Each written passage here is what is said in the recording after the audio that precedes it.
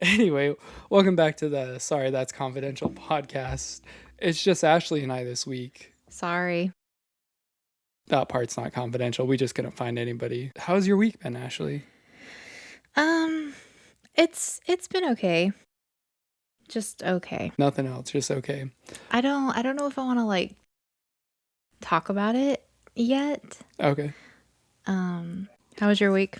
Um, it was good. It was stressful, but I think there's a lot of crazy things that are happening around my clinic. I always say that, but literally these people, like you would be if you worked there, I think you'd be like, what the actual fuck is going on? Like, who are these people and where did you find them?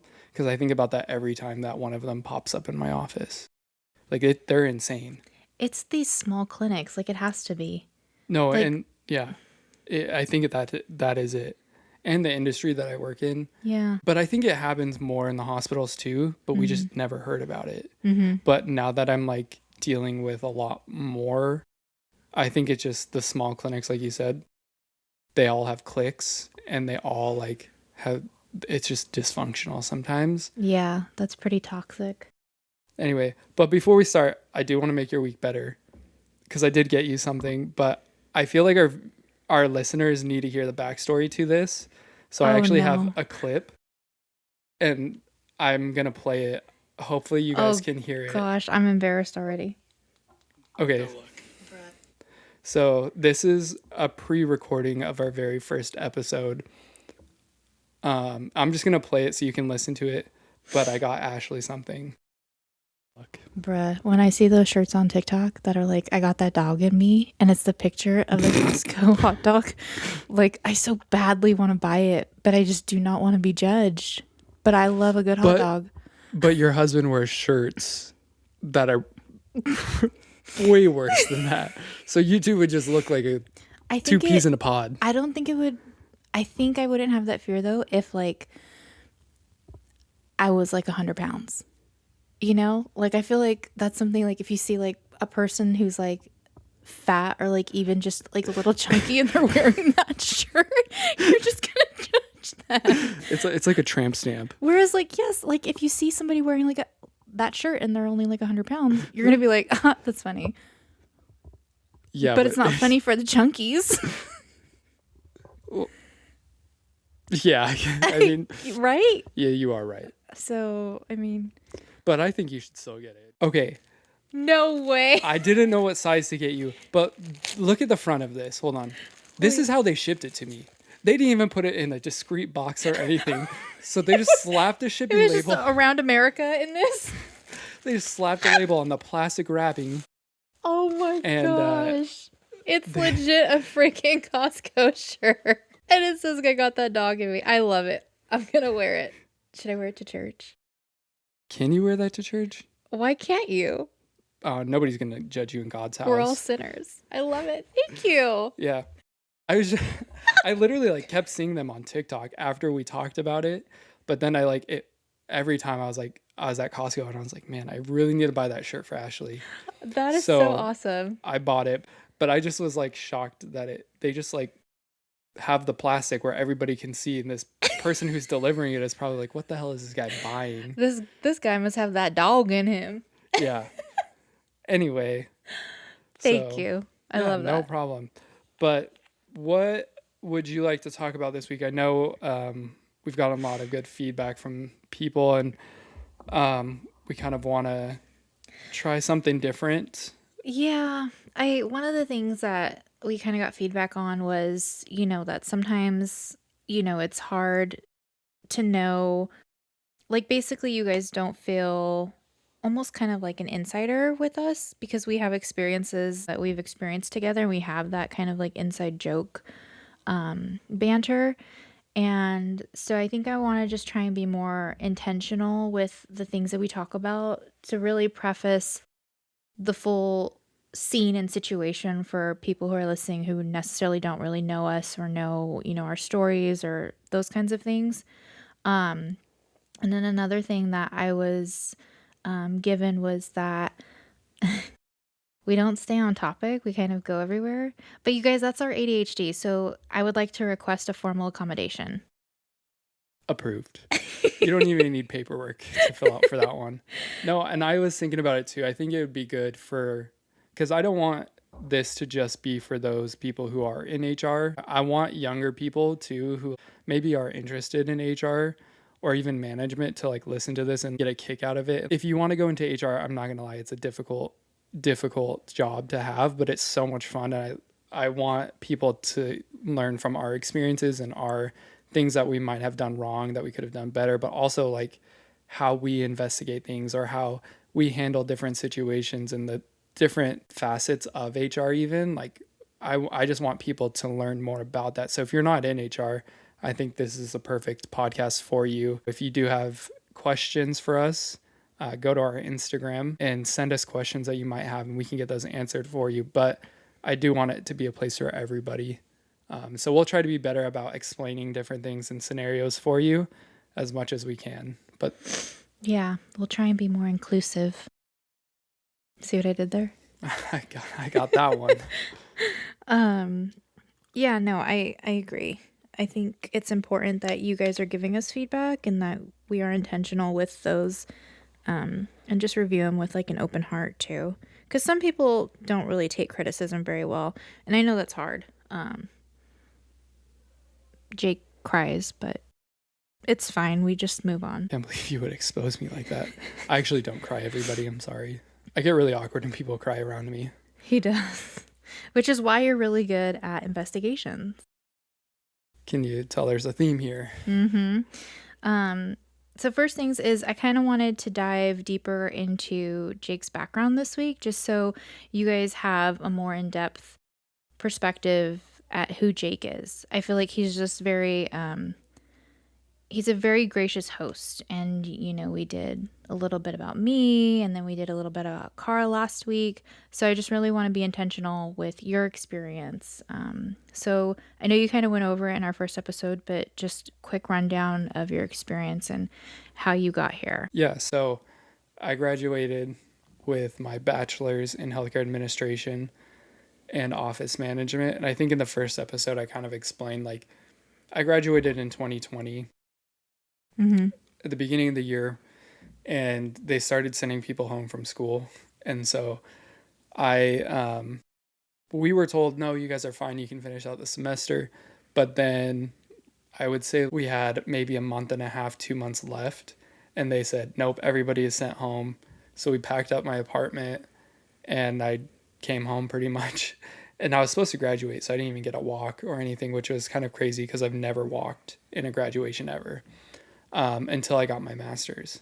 And that was the only reason I flew down to Arizona was because I've never walked and I wanted to. Like, it's a weird feeling because I dropped out of high school and then I went and got my associates and my bachelor's.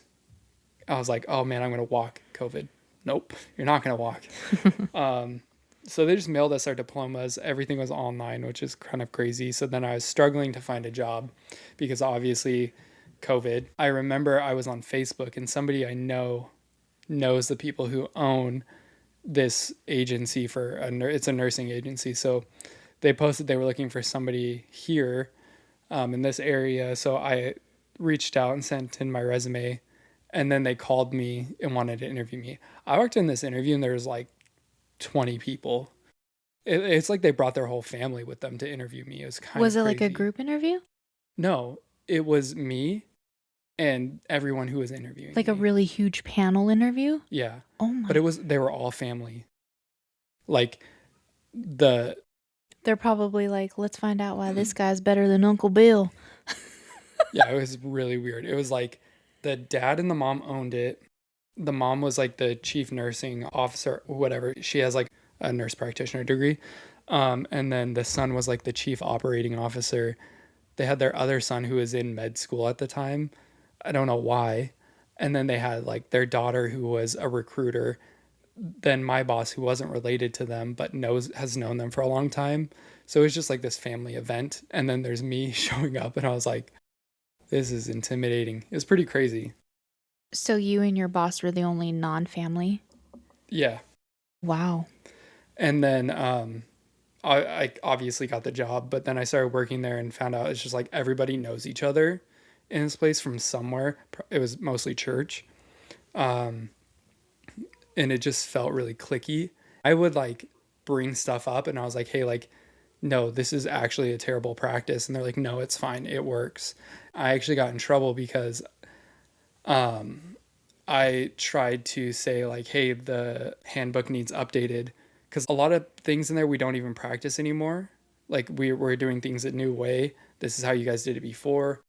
And they were like, no, that's actually very disrespectful. Somebody spent a long time creating this handbook, and for you to come in and just disrespect them like that is very inappropriate. Created the handbook in like 1955 or? It was probably like 2015.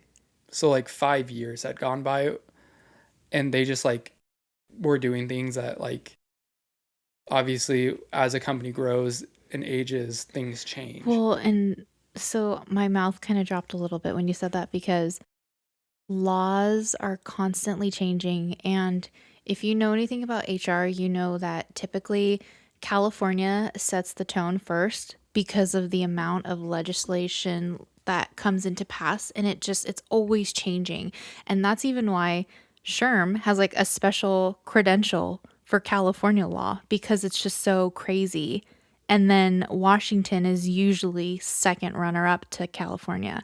Right. So 5 years, wow. Anyway, it escalated from there. And also, I was like fighting for wage because I was paid $20 an hour. And I was bringing in these nurses who they were like, yeah, just pay them. Here's our pay scales for these things. It wasn't like per contract. So they were our employee.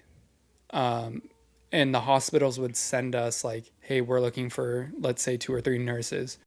And they would pay us. Let's say they were paying us like $300+ for a nurse. We would pay that nurse $45. So we're just making bank off this. And this is obviously the height of COVID. Wow. I had one nurse, and this was an insane time. She brought me her pay stub because she told me that I was paying her too low. She brought me her pay stub from 3 months of work in New York, and she was like, I was working all the time, like 12-hour shifts Monday through Friday. It was an insane amount of time. She made in 3 months over $100,000, and then she expected to make the same here. And I was baffled because I was like, We in the desert, girl.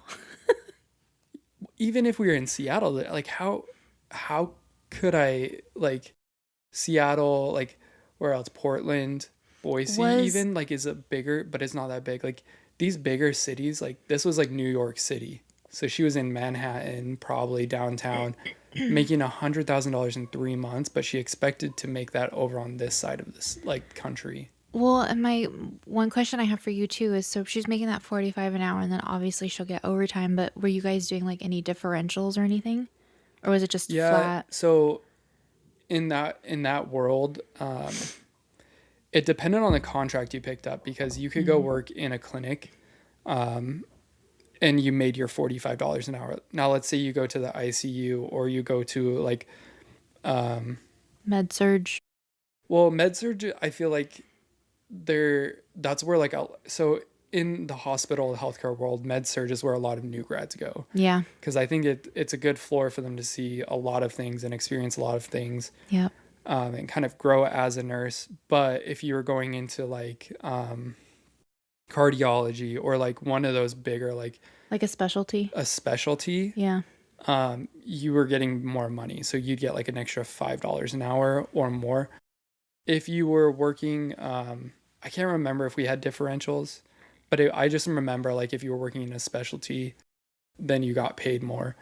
Um, so that was a pretty crazy time because it's just like you're just paying these people all this insane amounts of money, and the hospitals are writing you these contracts that are like, hey, we need like 4 nurses, and they're paying you.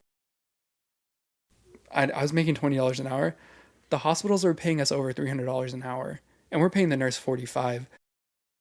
So I mean, bringing in tons of money. Yeah. So that's nurse, like, recruiting in nursing world. So after that, they pretty much, I was like, I'm done with this, but they also were closing my area. So there's one in like north of here.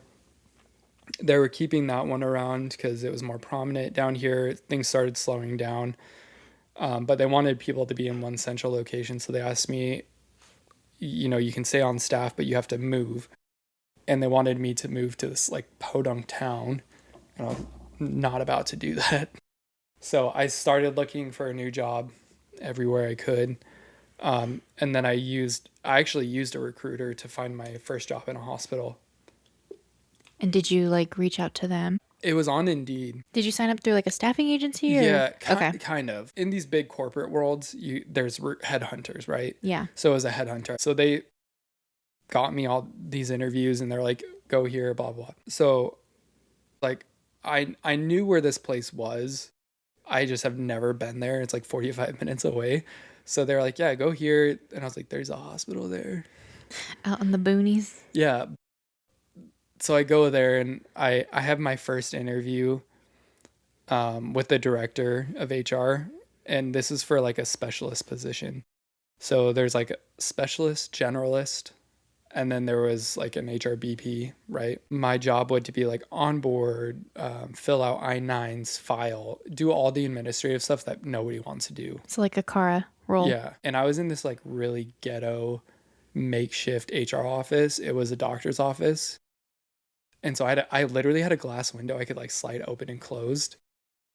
And I was sitting at like I was a receptionist at a front desk. That's so awkward. I would have quit.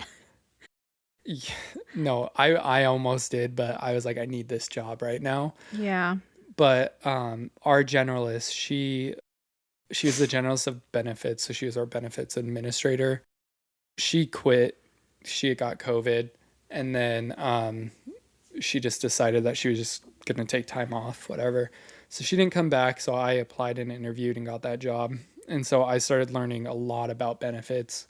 And I'm somebody who, when I like move into a position, I pick things up very fast and I learn really quick. Like I barely got training on a lot of this stuff, but I Googled and started learning from my boss more about like insurance. You took the initiative. Yeah. To try and like, at least do a good job. Yeah. And I think the biggest one for me was learning about leaves. Mm-hmm. FMLA, Washington, FMLA, like what are, I guess, how does that all work? Because Yeah. I never knew anything about it before I was in HR. Like if I got sick and I needed to take time off, like in my mind, I'm using my PTO or I'm taking unpaid time off and maybe I get fired, maybe I don't. Because I had no idea like FMLA was a thing until I was in HR, which is crazy. But so I learned a lot about that, and I started working a lot with payroll as well because a lot of people just came to me and asked me about pay, and started working with like networking within my hospital, which I thought was really cool because I got to meet a lot of people in different areas. One of those people was our IT director, and we had just implemented a new system. It was still being built out, and so I took over a lot of that. It's kind of a big jump from going to like learning insurance, but they needed my help to put all those benefits in there and how are these things set up? How's our PTO set up? All that kind of stuff. So I jumped into there and started doing that system, building it out for them. And then I was kind of running the HR department, which was weird because our boss, she had her own business. Like she owned a coffee stand. And she was gone more than she was there. But I was I was grinding. Like it was open enrollment. And they were like, the night staff is getting pissed because there's nobody there to help them with their enrollments. Yeah. So I would show up at midnight and work till 7 or 8 and then drive home. And then like the next day do it again and then flip flop that. So then after that I was working 8 a.m. till midnight to help like day staff. So I was doing all that and it was getting recognized, and I just started learning everything I could. And this was in the span of like a year and a half. So after she left, I became the manager because she technically got fired, but in the corporate world, people never get fired. They just say they're moving on to something else. She was moving on to focus on her business. No, she wasn't. She got fired because she was a terrible employee. Um, so I became the manager, and it was really fun for me because I got to tell the person who really wanted to be the manager. This is like the person I don't hate a lot of people, but I hate this chick. Like if I see her resume, and I do quite frequently because she job hops, Mm-hmm. and because she's such a terrible employee, I literally will decline it no matter what. This lady though, she was the no, she was the recruiter for nurses and physicians, and she sat in her office and watched Netflix all day. She like yelled at me one day because she was like, you don't do anything here, blah blah blah." And I was like, "Really?" I was like, "Let's track what you've done." I was like, "Let's look up your pay stubs right now." Because she got paid $500 per nurse that she recruited and hired, and $1,000 per physician. She was there for a year and not once hired anybody. And she was a recruiter? Yeah. She thought she was the bee's knees. Like this lady, she thought she was part of like the C-suite. Like she would walk around with them. And these are the people that end up getting promoted. So anyway, I decided that this job wasn't for me anymore because I had first off, I was tired of driving 45 minutes there, 45 minutes back. Yeah. Like I had given everything I could to this job, and Yeah. like it wasn't worth the stress because obviously they weren't paying me much. I was making $28 an hour to manage HR. And And my boss was making $150,000 a year. oh no. That's And not good. no, it was just a mess. This hospital was, and I moved to the second hospital where we met, and I was a recruiter for a while, and then it was a lot different, a lot more structured at this hospital, and I felt like our team was a lot better. And then from recruiting, I won't go too much into that, just because I mean it's recruiting. There's not a lot. And then I moved into payroll, which I thought payroll was awesome, honestly. I appreciated it because I learned a lot. There's a lot of steps that go into it, for good reason. So I'd pull everybody's time out of Kronos, which is the system we used for timekeeping. So when people swipe their badge that was Kronos. And so I'd pull the time out of Kronos into reports, and it would tell me pretty much everything. Let's say like Ashley worked nights, it would have different codes in there and how long you worked for each code. And then I would upload that into UKG Pro.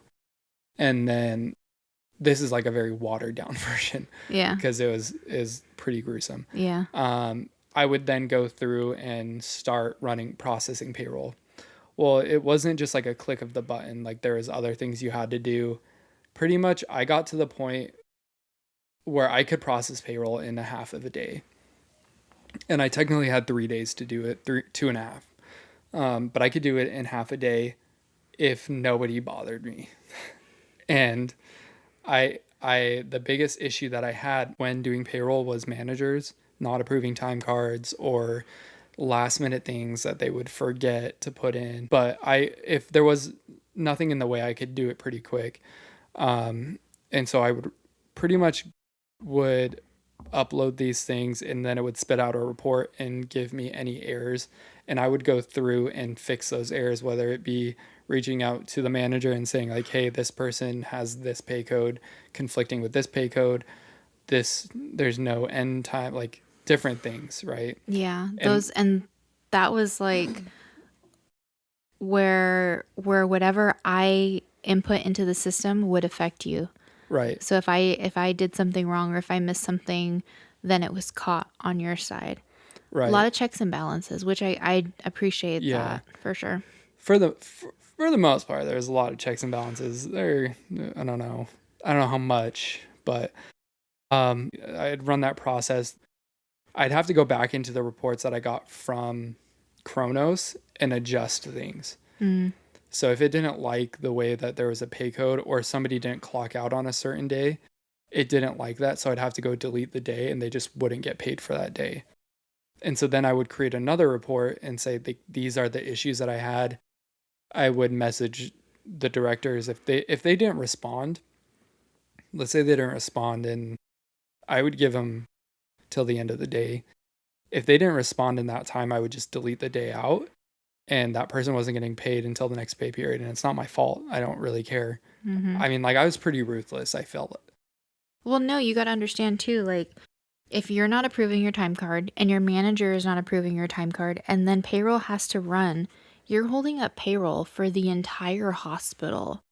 And so that's why you have to make those decisions and just say, okay, well, we'll fix it once we're done because we can't hold everybody up for one person. Yeah.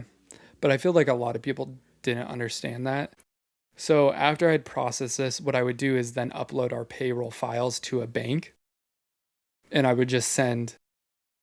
It sounds insane because here I am, I think, 30 years old, sending for one hospital, I would send $1.5 million.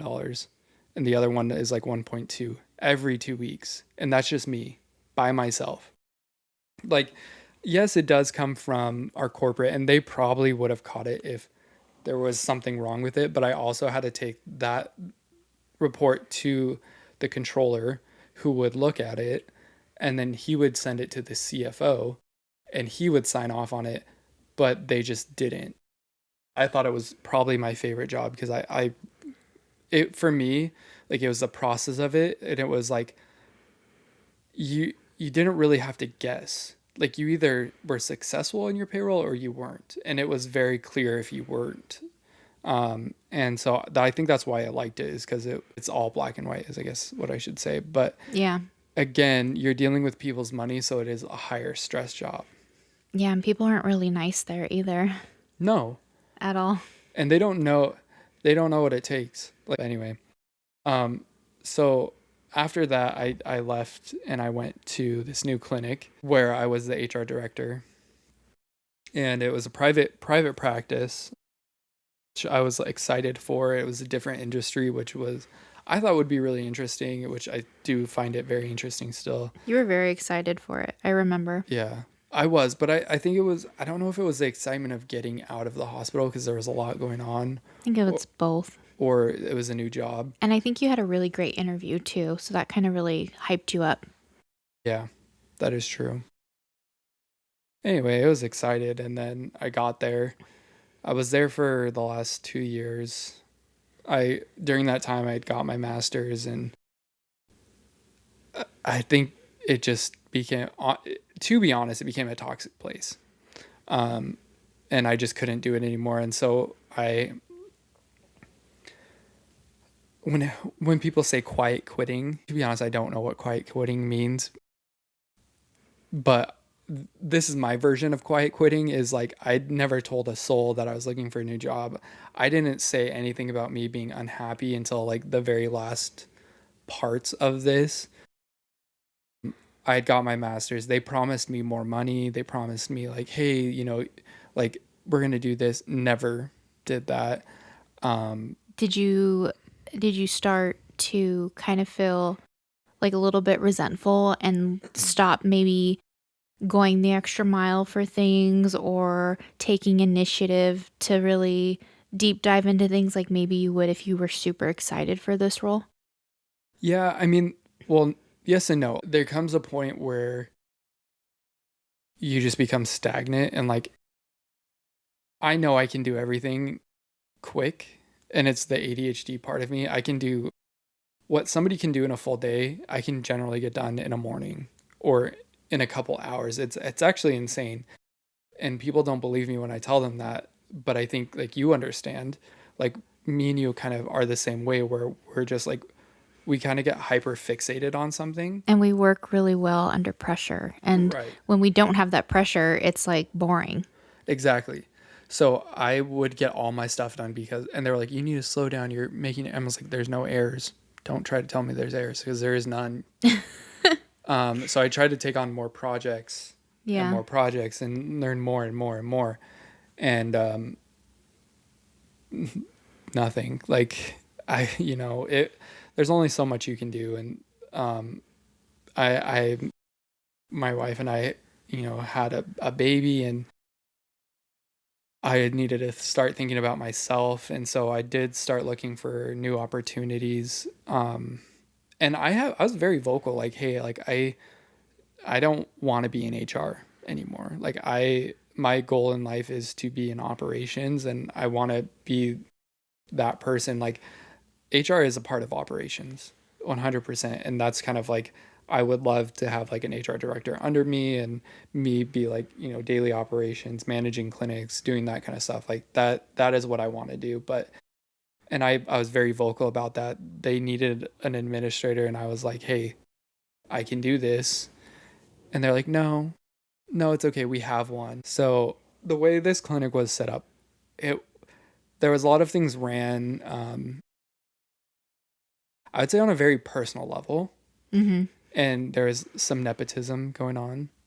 Um, if you're a friend of the It's like a owner, friends and family. right? Instead of a discount, you get a job, Yeah. which gives you free stuff. Yeah. But it just uh, so it wasn't the CEO. Like me and the CEO had become close, but the person that she was also close to, that was their job, was to be the administrator or the operating officer of this. And so I would say, this is what I want to do, that blah, blah, blah. And they would say, well, that's what I'm doing, so you can't do that.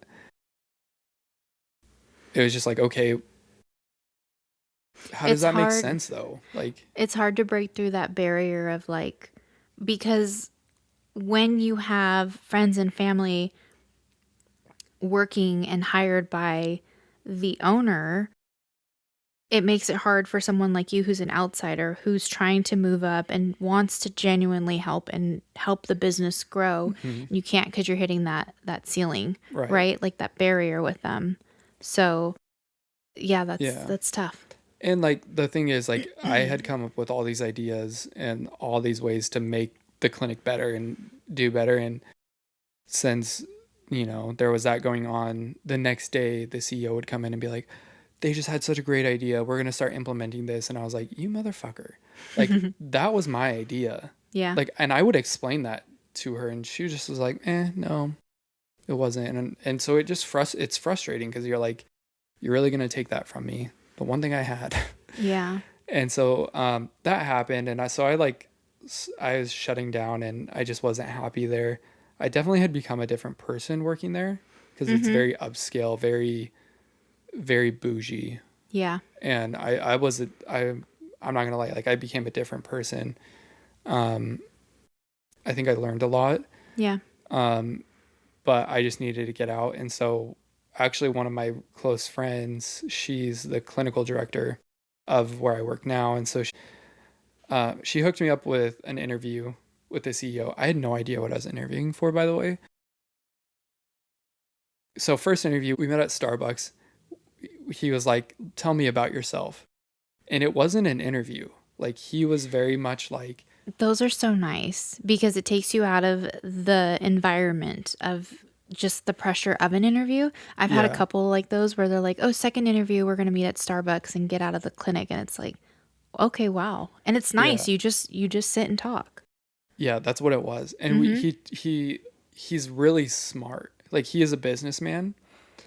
He was telling me how he bought this clinic, and he knows nothing about healthcare.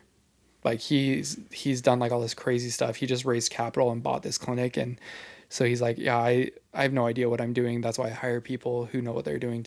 He doesn't even live here. He lives across the country.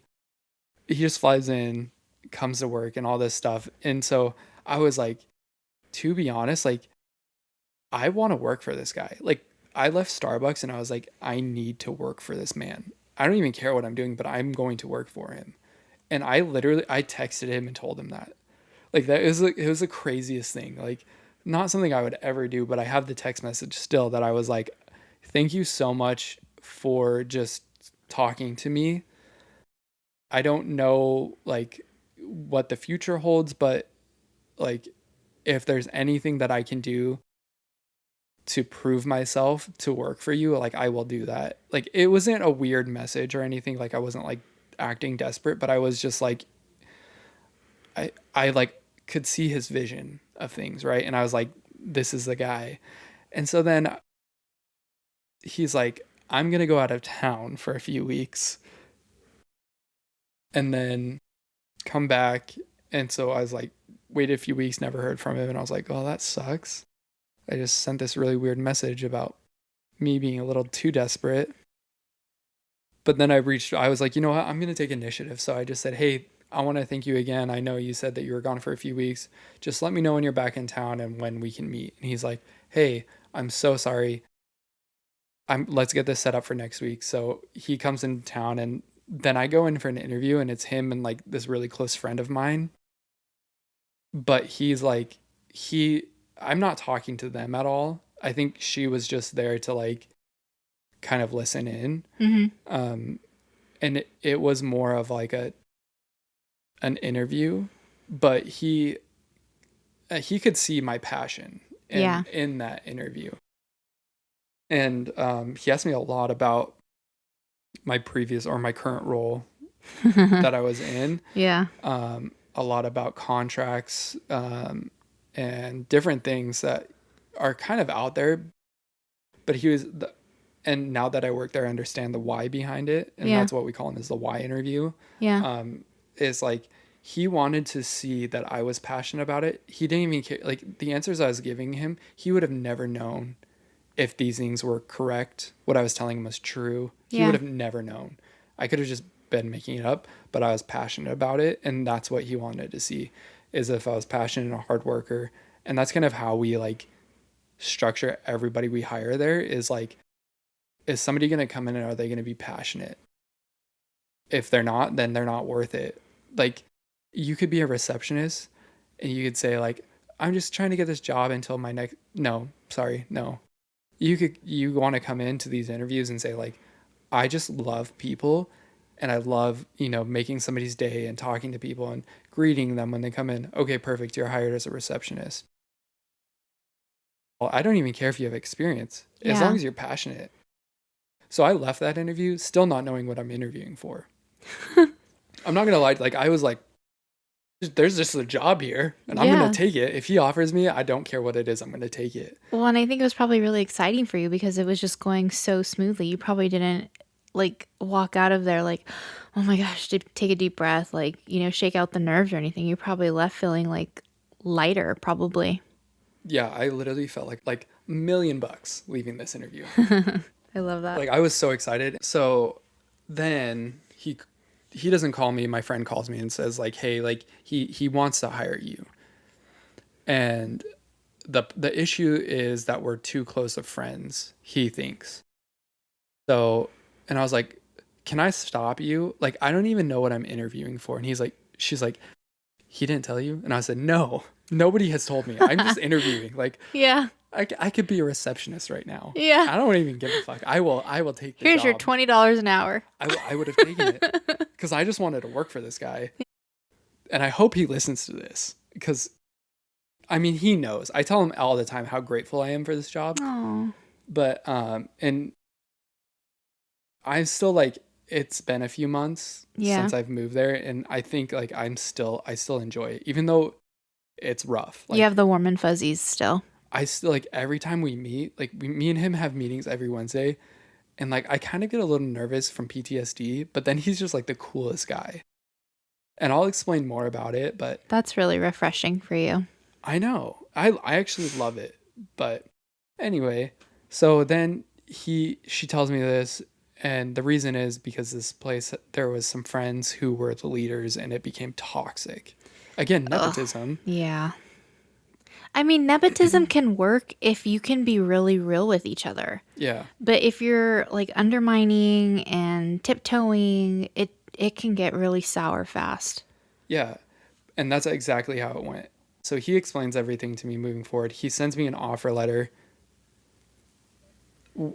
We had discussed this because he called me the next day after I talked to my friend, and it was after the interview, and he's like, so here's where I'm at.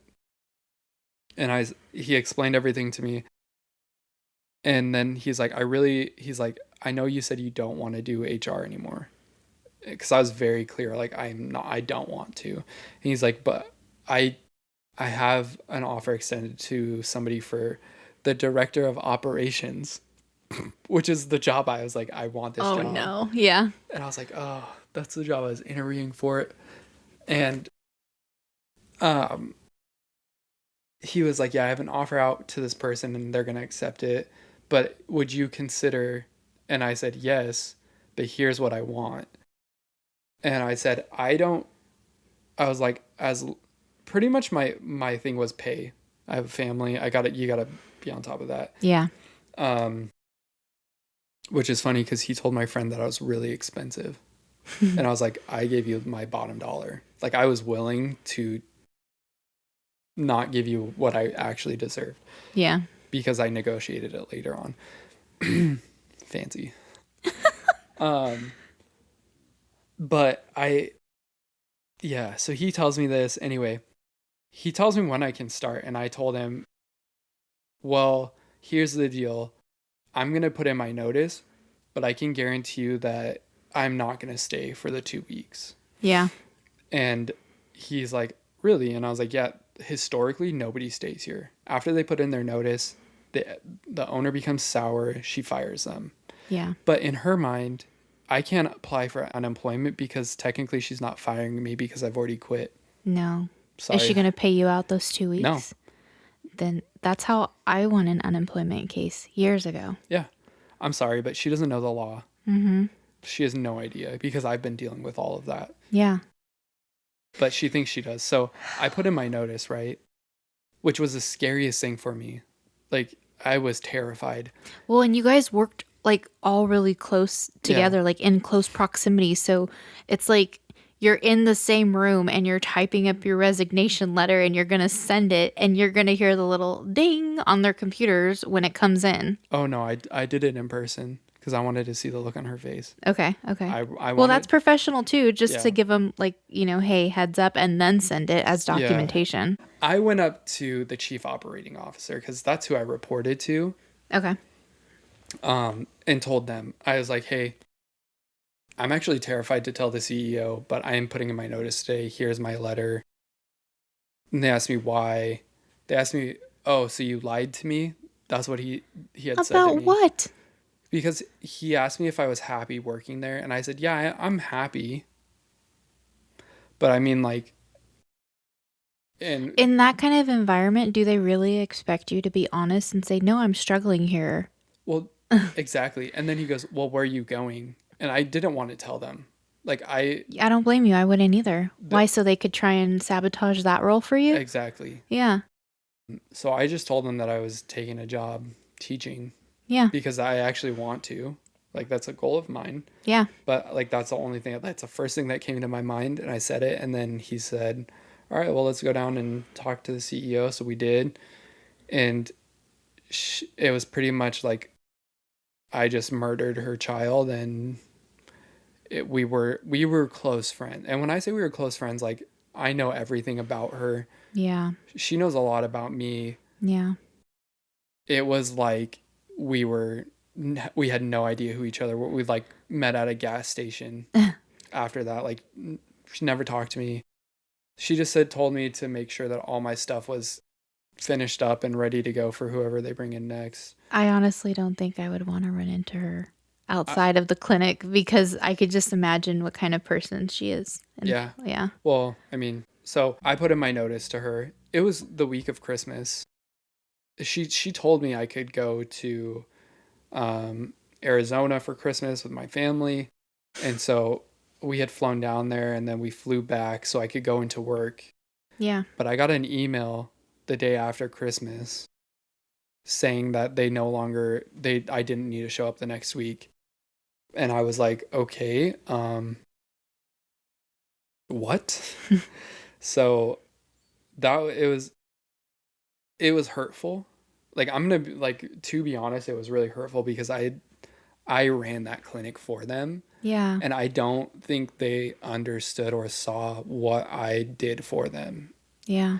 And there's a lot going on, and like a sorry that's confidential moment, there's a lot of lawsuits going on, and there's a lot of things that I did to help them out with those lawsuits to make sure that things were going through smoothly. But it was just like a big F you to me. But that reminds me a lot about like what I went through. Yeah. It's just you truly care about the job that you're doing and Yeah. the things that you touch on a day-to-day basis, you know, and things that have your name assigned to them. Yeah. And then when an employer treats you like that, it's it's almost like a shot to the heart. It's kind of like a Yeah. you know, because it's like, dang, like I really meant well. Like I just Yeah. want to leave on good terms, and Yeah. we can't be amicable. Right. And I truly like was passionate about that industry. Yeah, I remember. And I like, it sounds crazy, but like I like, if I could go back and redo it, like I first off would not work for her again. Yeah, But I truly, I I I I had a friend in her, honestly, yeah, and I miss it every day. But it hurts me because I had like, that's why I'm a very closed off person. Like, mm-hmm, and she's the same way, and so we got along. But she always was like, people burn me all the time. Bitch, you just did the same thing to me. yeah. Like, you are burning bridges that I built with your employees, saying that I'm a fraud, doing all these things and trying to ruin my name. I But think it's funny to hear you still reference her as a friend, yet she went and did all of these things to you. I know, and What's a friend to you, Jake? I don't have many. Well, I'll tell you what. I think you and Kara are truly, I think, my like truest friends. I do have other people that I consider my best friends. Yeah, of course. Like, they are my ride or dies. You're one of them. But I do have like people outside of here that I even so there's people that I've never met in person. And this sounds crazy because I play video games. Oh gosh, your San Francisco crew? Yeah. And they are like my right, like if one of them called me and said like, "Hey, I'm going through this and I need you to be here." Yeah. I would get my ass on a plane and I would fly to San Francisco. I don't know, I know what they look like, and I've talked to them every day almost. Yeah. And I would do anything for them because they truly like, there's no strings attached. They don't want anything from me. Mm-hmm. Like, you and your husband and Kara and her husband, like, you guys don't want anything from me. Like, you truly are just friends, and that's what, like, to me a friend is. And that's what it felt like with me and her. Like, she didn't want anything from me at times, but then she was, it's like our boss at the hospital. Like, he was our friend. Yeah. But then it turns sour because then he wants things from you. Mm-hmm. He needs things from you, and it's like, we were friends. Mm-hmm. And then, I don't know. It's just hard in my brain to not consider her a friend, Yeah. but she's. I mean, I don't know. If this boss were to call you and say, "Hey, I'm sorry how everything went down. Is there any chance we could maybe go get a coffee or something?" It would terrify me Yeah. because What's your MO? what's the motive? Yeah. What do you want from me? Yeah. Because now it's become she's wanting something from me. Mm-hmm. If she if she had called me last month, and there's a reason why last month, it's a very specific reason. She had called me last month and tried to make things right, I literally was her ride or die. Yeah. I would have gone to her office and ha- literally had coffee with her. But Yeah. I like, the problem is that now there's other things that have happened that I'm still having to deal with, Mm-hmm. and my mental health has been affected by it, and I don't even work there. Yeah. And it's still like, there's stuff coming up this summer that I had to cancel vacation for with my family. Like, my whole family reunion is planned around this 1 week, Mm-hmm. but now I have to cancel that because of her, because of the things that she's done. And so she's still out there trying to ruin my life. And I get it. It's part of being HR because of what's going on, but at the same time she could have backed me a lot more. Yeah. That's Anyway, that's really deep. I can't believe you just opened up like that because you really don't ever. And I think when Melissa hears this, she's gonna see the beauty in it because yeah. there is a beauty in watching somebody open up who doesn't open up every day. Yeah. And I think also too, like the HR spin on it, is that we are human. We get close to people, Mhm. that we really connect with, especially at work where we're spending most of our time Right. with these people. And it's hurtful Yeah. when these kinds of things happen. Yeah. And there's like a bigger picture to it too, because me and her, we're we're trauma bonded, me and Yeah. her. And to go into that, there's with the nepotism, so friends and family, she hired a best friend, and that best friend betrayed her in her own clinic. Yeah. And it was one of those betrayals that you literally see on reality TV Yeah. for sure. Like you Just would, so messy. it was messy. Yeah. Um, and it just destroyed pretty much her whole life, came crumbling down. And I truly, I was the one who had to tell her Yeah. What was going on? what was going on. I had sent her an email after this person told me what was going on. Um, little sorry that's confidential moment. Her best friend claims sexual harassment against somebody very close to the CEO, and I obviously take all those things seriously. Full investigation starts. I first off, when it comes to investigations, I'm a very like I can read people. And Yeah. so she reports this to me, and I treat it like anybody else. I don't treat it like gossip. I don't treat it, I'm going to go through my process. I don't care who you are, what you're saying to me. Yeah.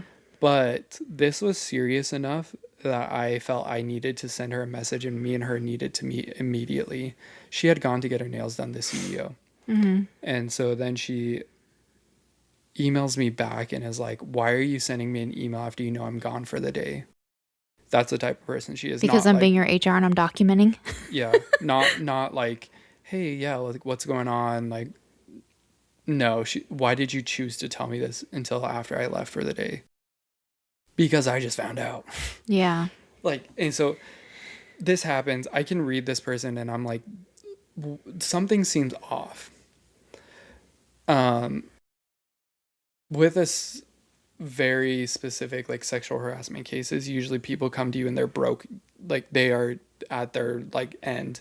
And I've been in that situation. Like I've been on the receiving end, or not the receiving end, but the other side of that, because at the hospital we worked at, it happened to me. Yeah. And so I had to go and I had to tell my boss and somebody else. And literally, like I said, I don't cry, but it was just disgusting to me what had happened to me. And I was literally, and this is some reality TV stuff, because I was you know, blah blah, I can put you anywhere you want to be. For what? For me to do things with you? No, ma'am. Quid pro quo. Yeah, sorry, that's not gonna happen. And it was disgusting, and it was with the CEO of a hospital. I have no respect for people like that who definitely abuse their power, Yeah, and no, feel like they're on the highest horse. And you know, I always remember that the higher you are, the harder the fall. 100%. But again, she was corporate, so she wasn't fired. She quit. In my mind, justice was not served. Yeah. But I mean, like I felt like I handled it the best that I could. But when this girl comes to me and she says this happened, it it was it was almost like she was making a joke out of this situation, but trying to win an Oscar for what she was telling me. Like she was trying to be so serious with me. There was no tears. And I'm not saying when that happens, you have to come to me in tears, but you could just tell nothing inside of her was broken. So at what point when this is going on are you thinking, wow, this is more complicated than it looks? Well, Did you have that moment at all? kind of. It was after she had left for the day, because she just packed up her stuff and left. And when I say packed up her stuff, she packed up her whole ass desk. Hmm. Because she told me in this, when they find out what happened, I'm going to be fired. Yeah. And I said, she asked me what to do in that situation. And I said, there's a lot of avenues you can take when somebody fires you for something like this. Mm-hmm. One is you can report it, Yeah. but I was like, as somebody who's in HR, like I need to do a full investigation. Yeah. Like there's steps that I have to take before any of that should happen, right? Like, so Was she willing to write it down? Like write a statement or anything? no, she couldn't even give me dates. Oh. She just told me certain things happened in certain rooms, blah, blah, blah. She couldn't give me dates of when. She told me something happened. So after this, I'm recording everything like in my journal Yeah. that I had. She then says like, hey, like, well, I'm going to go for the day, packs up her whole ass desk, goes. And then I call this person and I said, hey, the person that she said witnessed. And I said, hey, did this happen? And she goes, no, I wasn't even there. Like that was somebody else. And I said, okay. So she doesn't even know who these people are. And so then I call this other person. They're like, yeah, I was there. That's not what happened. And then I come home and I'm just like freaking out Mm-hmm. and in the worst mindset because in my mind, I'm either being set up to be fired because I know this person who reported this to me does not like me. Mm-hmm. They're threatened by me because I don't know why, but whatever. So are you setting me up to be fired? Are you like what is your motive behind telling me this Mm-hmm. besides like if it truly is that Yeah. I understand and I'm going to investigate it. But there's so many things running through my mind because it's not the hospital. Yeah. Well, and how do you, knowing all of like the background and the feelings of that place, how do you totally just remove yourself from it and put yourself in a circle and tell yourself, okay, HR, legality, what are the steps that I need to do to make sure I do this right and document everything correctly so that if it ever does come up, then my notes are sufficient enough to show that I did the best that I could at the time, Mm-hmm. you know? I'm not gonna lie to you. I didn't. Yeah. I couldn't at that time. Yeah, Like no, that sounds hard. because I don't think people understand. Even people in my position, like as a director, and I'm not gonna like, oh, I'm a director. No, as a director, I feel like that it's 10 times more stress, 10 times more this. Like if I was just a generalist, like I wouldn't care. Mm-hmm. Like I'd write all this stuff down, submit it, like whatever. But like the higher, like you said, the higher you are, the bigger the fall. But it was 10 times more difficult for me to process it because I had just purchased a house. And these are the things that are going through my mind. I just purchased a house. I'm going to get fired. Yeah. I'm calling our old boss and Yeah. getting advice from him. I think I was texting you, maybe. I don't even know. Yeah, I think you called me with Melissa. So then she was like, I'm going to call you. The CEO did. So Oh. I was standing in our closet and I was on the phone with her. Or no, no, no. So before she called me, I was in our stairwell. Mm-hmm. I was literally crying with Melissa because I was like, I don't like this. I can't do this. Like this is too much for me. And then she calls me, so I like go. I was like, I just need to go somewhere. I randomly went into our closet, and I was telling her everything that happened. Literally telling this lady, like, your world is about to be rocked. Sorry, but Yeah. your best friend is not your best friend. Yada, yada. She goes, I'm driving to her house right now. Oh no. Excuse me? So she drives to the house. At this point, are you thinking like, do I need to go there too for like documentation? Because No, they're claiming this happened at the no, workplace and now it's, no, I don't even care. yeah. I just came to this decision, like, whatever happens, happens. Like, legality out of the way. I don't care. Whatever. Like, I feel like it's almost like when you groom somebody or like in a cult when they're, they have you so brainwashed with this fear. mm-hmm. I feel like that was low key what happened to you. Yeah. Was they knew enough about you, they knew your vulnerabilities that Mm-hmm. if something like this happened, they knew how to control you, Right. which No. is extremely scary. Yeah.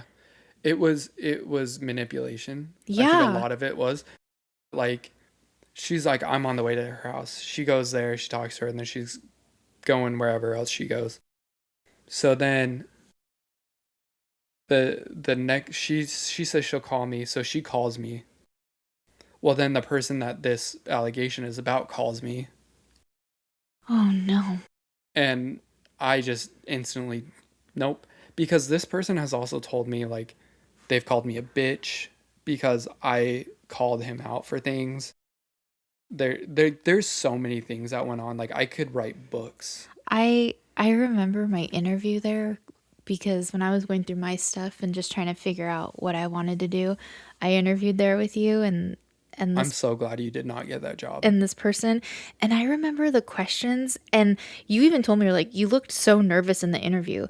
I was, because I just could sense the environment, and the questions were just really weird. I'm pretty sure one of them was like about P Diddy or something weird, like some pop culture rapper, I don't know. um it was just very Yeah, weird. I know. It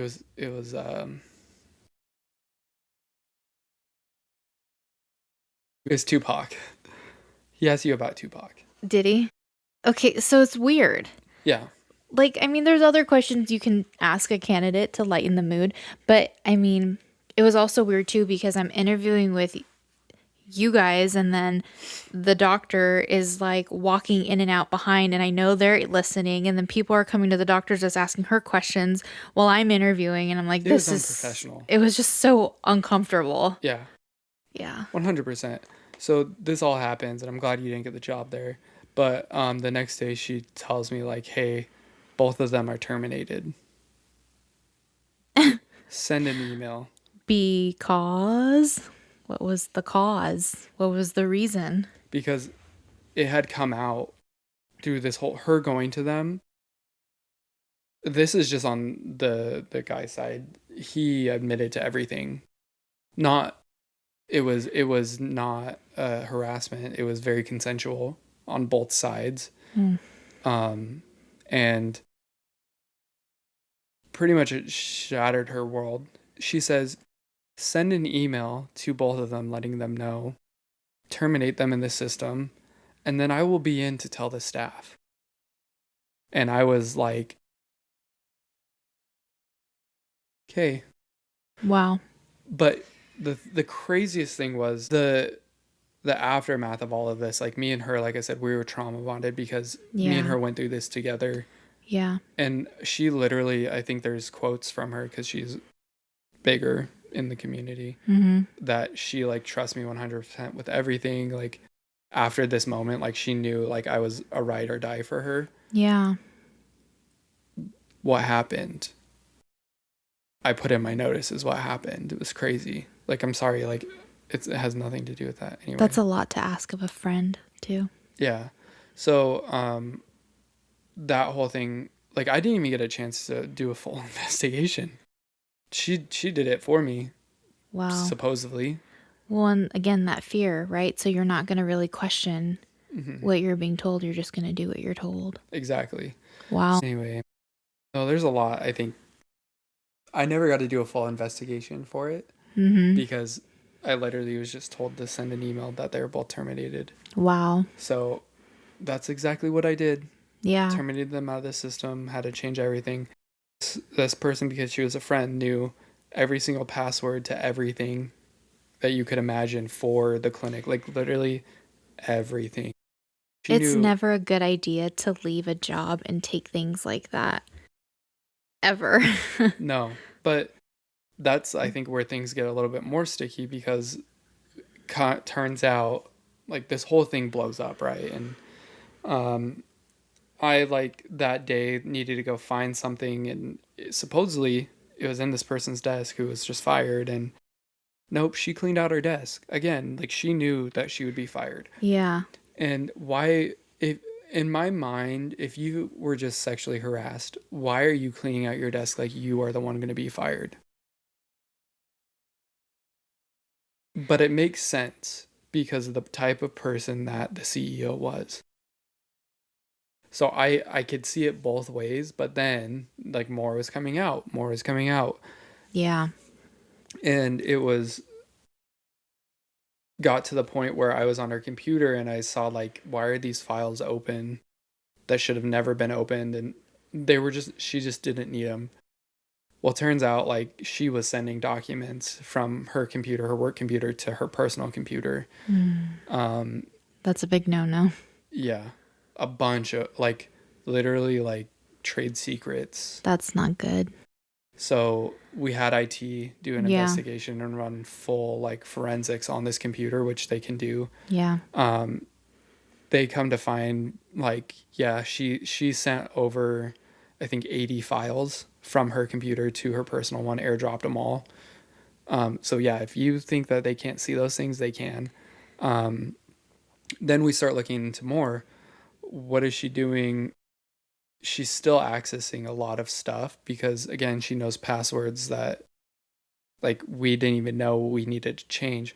She got into the CEO's personal Google or Gmail account and changed the password. Like there was a lot.